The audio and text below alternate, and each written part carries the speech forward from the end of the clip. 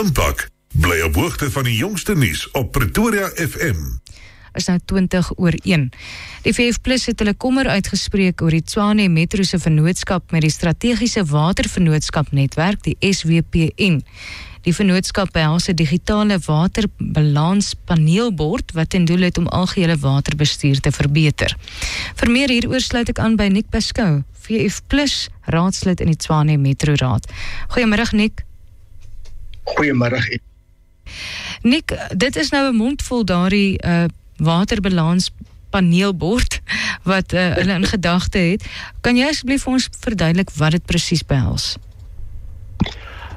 Die doel van die SWPN is om nuwe forme van vennootskappe te bou, praktiese projekte te ontwikkel en saam oplossings te vind vir watertekorte en verliese in infrastruktuur. Die beplanning is dus mos om verskillende rolspelers bymekaar te kry, sodat probleme saam ontleed kan word, om 'n gekoördineerde projek te ontwerp ten einde waterbestuur in die land te verbeter. En dit het ook die oorweging daarvan om dit in Tshwane te doen. So dit is die agtergrond van die ooreenkoms. Maar dit klink alles goed, Nick. Waarom is julle bekommerd hieroor? Op papier is dit 'n uitstekende idee. Werklik waar, daar's absoluut geen fout met die teoretiese agtergrond daarvan nie. Die probleem wat 'n mens net kan sien is, uit hierdie spesifieke ooreenkoms, is daar kritiese punte wat nie nagekom word nie. En 'n paar van hierdie probleme in die ooreenkoms is ten eerste daar's 'n totale afwesigheid van planne oor hoe die verskillende rolspelers betrek gaan word. Daar is ook geen duidelike bestuurstruktuur of stuurkomitee nie. Daar's nie 'n finansieringsplan vir die volle 5 jaar en daarna nie. Daar's geen georganiseerde gemeenskapsprogramme vir waterbewaring nie. Daar's geen teikens om die prestasiemaatstawwe, en ek wil net noem, in Tshwane het ons ongeveer 'n 43% verlies aan water wat ons nie kan faktureer nie. Die nasionale norm is maar in die omgewing van 25%. Daar's geen teikens om dit af te bring nie. Daar's geen duidelike tydlyne nie, daar's nie 'n risikoplan nie, daar's nie verslagdoeningsstrukture nie, daar's geen volhoubaarheidsplan na 5 jaar nie. So in teorie kan 'n mens sê dis 'n pragtige idee, maar hy is in die proses van doodgebore. Maar hoe is hy dan nou goedgekeur sonder hierdie riglyne wat daar gestel is om hierdie plan uit te voer? Dit is een van die groot probleme wat ons vind met die stadsraad. Die huidige, kom ons noem hulle die koalisie, ons wil eerder sê dit is 'n konkoksie, maar die huidige koalisie sit agter toe deure en hulle luister nie na strategiese raad wat daar is nie. So met ander woorde, hulle sit daar en hulle probeer, kom ons sê, mooi ligte vir die stad wys dat hulle goed doen. Maar wanneer dit werklik kom by die implementering, is daar ongekende tekortkominge.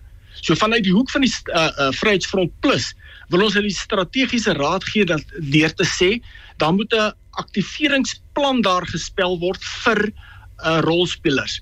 Dan moet 'n duidelike bestuurs- of 'n stuurkomitee op die been gebring word.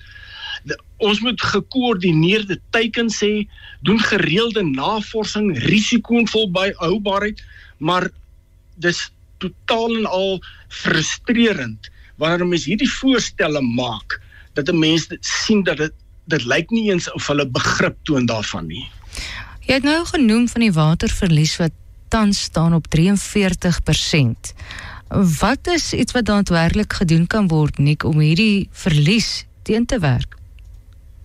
Ek dink daar's net 2 groot dinge wat moet aandag kry. Die eerste ding is, wanneer 'n waterlekkasie of 'n gebarste pyp gerapporteer word, moet die stadsraad dit binne 5 ure regmaak. Dit is die norme en standaarde.